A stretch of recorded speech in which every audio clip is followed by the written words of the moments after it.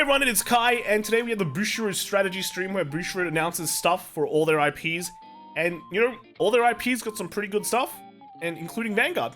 But other IPs got some pretty crazy stuff. So I actually have a video at the end of this video where I'm at work reacting to different fights reaction of the stream. So you can check that one out on some of the really crazy stuff. Like, you'll get it. But that's at the end. I have to go through the news first for Vanguard.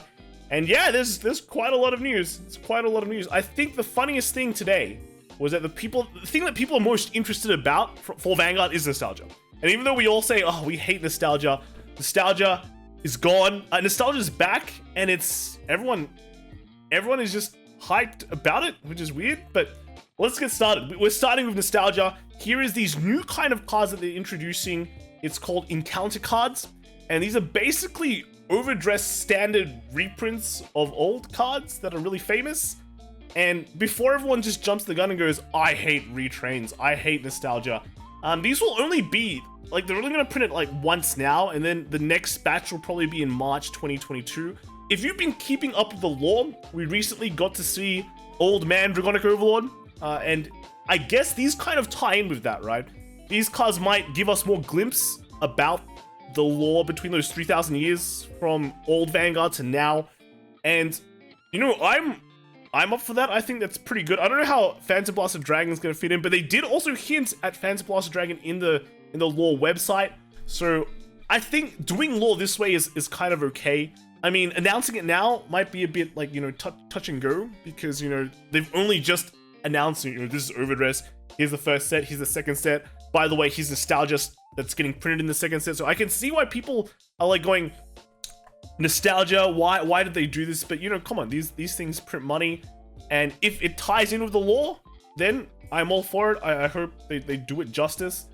Yeah, and it's not just gonna be these two. Apparently we get Dragon Knight Nahalem as well, so cool, right? Does it mean we're gonna get more cards? What's interesting here is that this card has like a QR code to the story website, so that's kind of all right. The interesting thing is, in premium, is this a vanilla? And if we saw Old Blaster Blade, that was a vanilla with a QR code. So, you know, this gets buffed by Zarzan. Just saying. They do have some updates on this. Like, these cards can be used in pretty much every single format. They can be used in standard, a premium standard, etc. Right? And then they have, you know, it's part of Dragon Empire. They even have the clan icon, which is really cool. But they also state the clan, so it makes it easier. So this can only be used to card because it's Nahalem, right? Nahalem is cool. Also, they do have some updates. They're printing the year that the card was printed to help collectors, and they also do state that this does not mean standard is getting rotated, right? We've got that PTSD of standard rotation, so, you know, they're just making sure that we know that it's not rotating. It's not rotating. So okay, that's some pretty cool stuff. Next we have even more nostalgia. Now I think this is the biggest. This surprisingly V kind of, you know, V Clan collection I think is the most hyped for all the reveals today, because people are seeing, oh my god, it's Thing Saver. Thing Saver is amazing. Here's Giraffa. You know, I don't know, maybe Giraffe is amazing. Here's a Bermuda Triangle, not that amazing. You know, they're seeing this and they're going, wow, Raging Form, Prominence Glare, Vera. Oh my god, I cannot wait. Which is crazy, because when you think about it, people were just complaining about V for like the past 1 year. I guess like the first V collection was pretty good, right? The first clan selection was pretty good.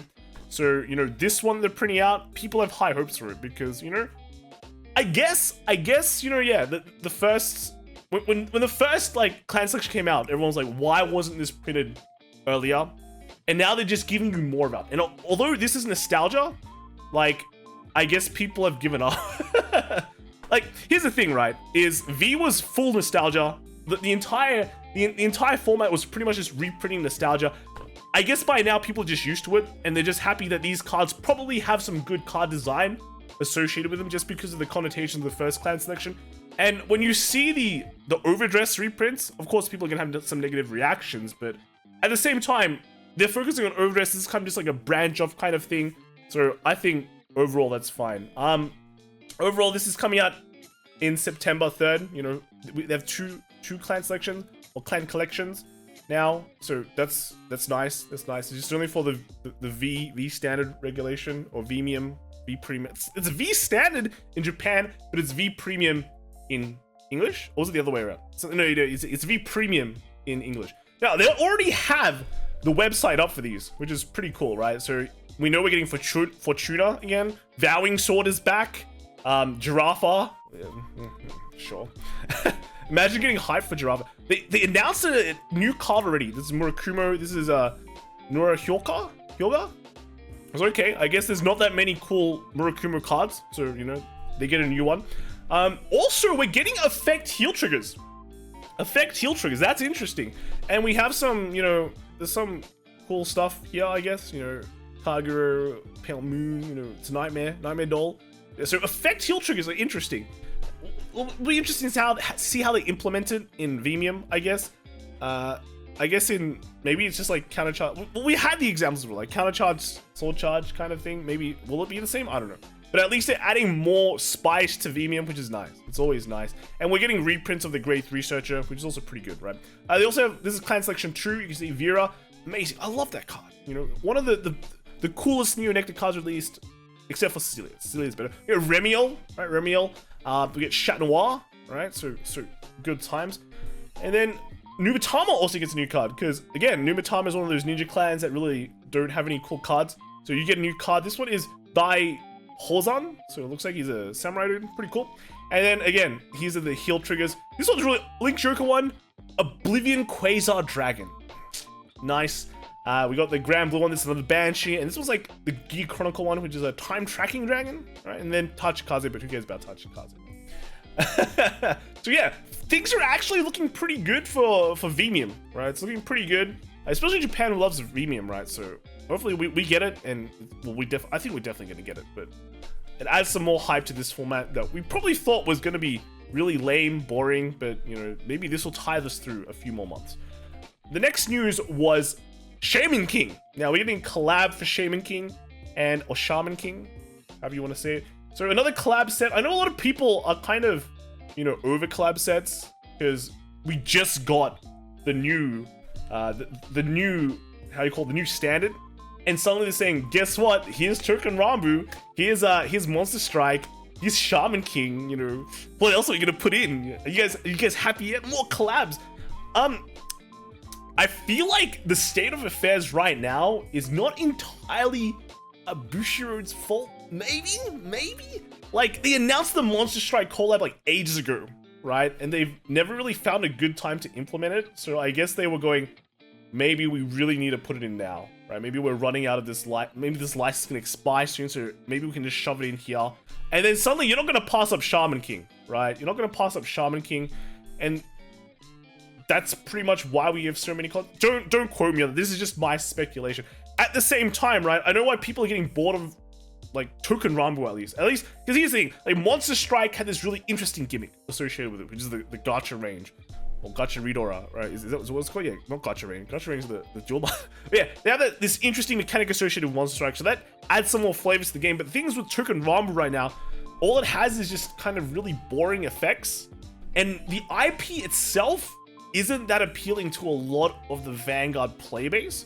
Like, I'm actually not that interested in Token Rambu, although some of the cards look pretty cool, but overall there's nothing too glamorous about that set, right? The most hype thing they've showed so far is like second version of Over Triggers that pretty much probably everyone is going to get later on. But Shaman King is just it's a pretty big IP, it's like pretty well known, and you know, no matter how bad this collab is, like these cards are, people are just gonna go, it's Shaman King, dude. I mean, why not, right? So maybe in the future, I don't know how many collabs they're gonna do, right? This one's in November, so there's still a lot of time before this comes out. I mean, there's a volume 2 as well in 2022, which is pretty crazy. So they're already planning this far ahead. I mean, there's probably gonna be more collabs in the future, but as long as I think we should go for maybe like quality, I guess, really big collabs over quantity, because quantity is really going to tire people out.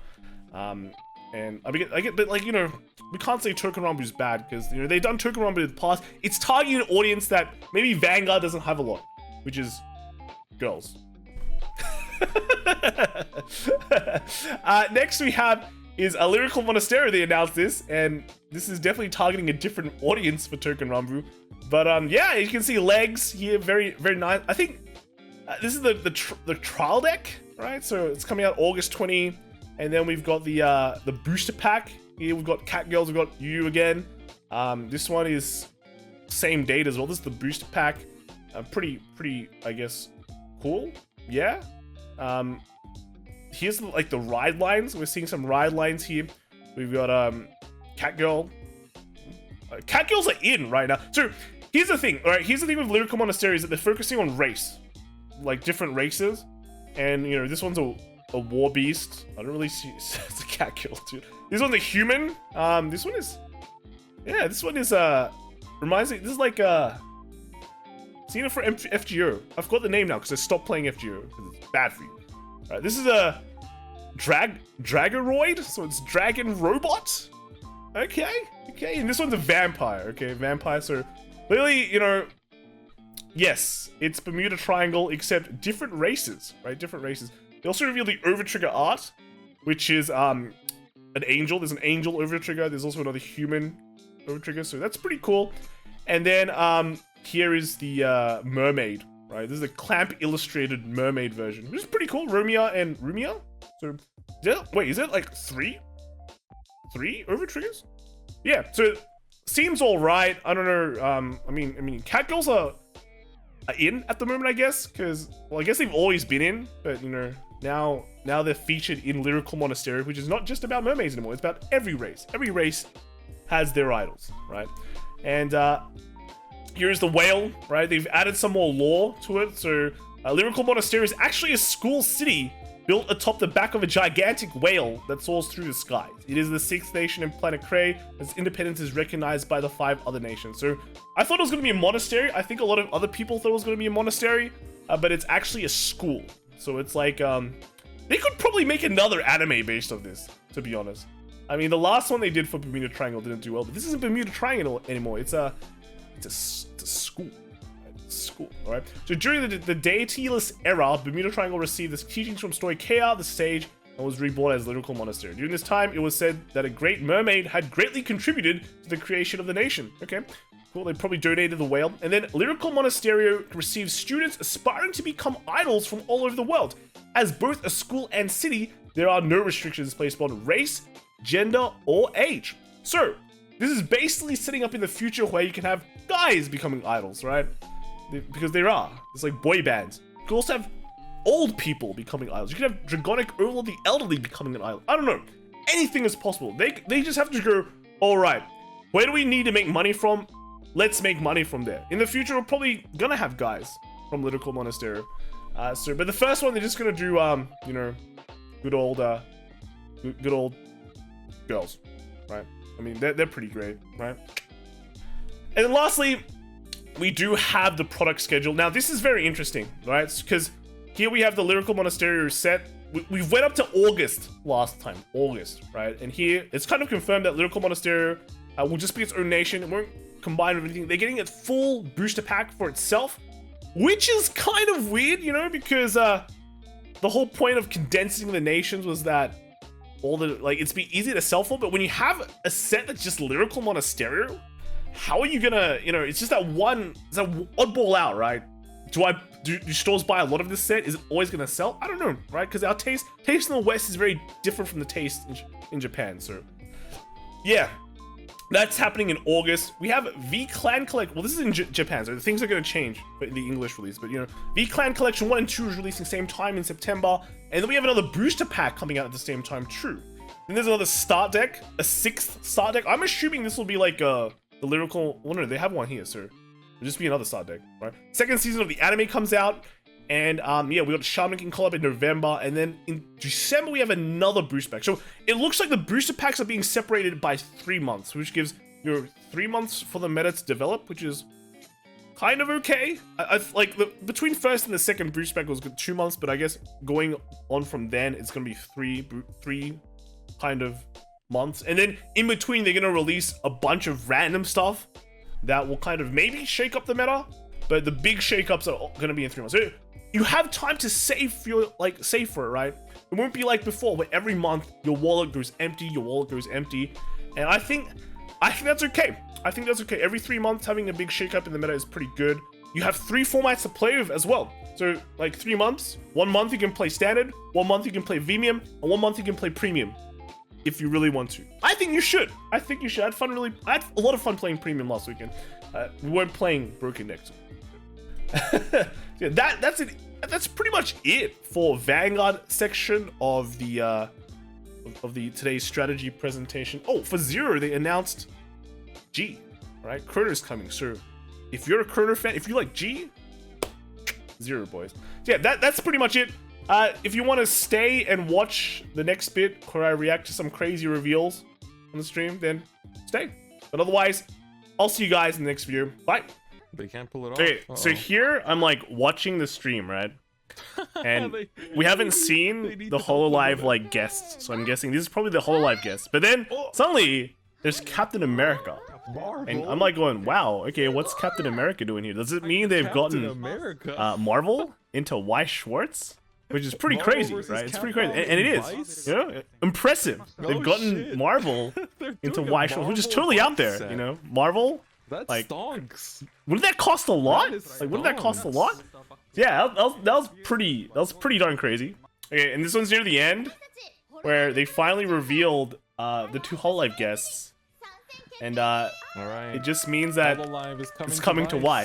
HoloLive's coming to Y. Clap, clap, clap. And you know, I'm kind of happy in this video. You can see down there, I'm happy, but at the same time, I also realize I have to spend a lot of money. So yeah, that's not good. That's not good. So, if you can even see what I just said, mouthed there, you might know what it is. It is like excitement and despair at the same time. Yeah, a while ago.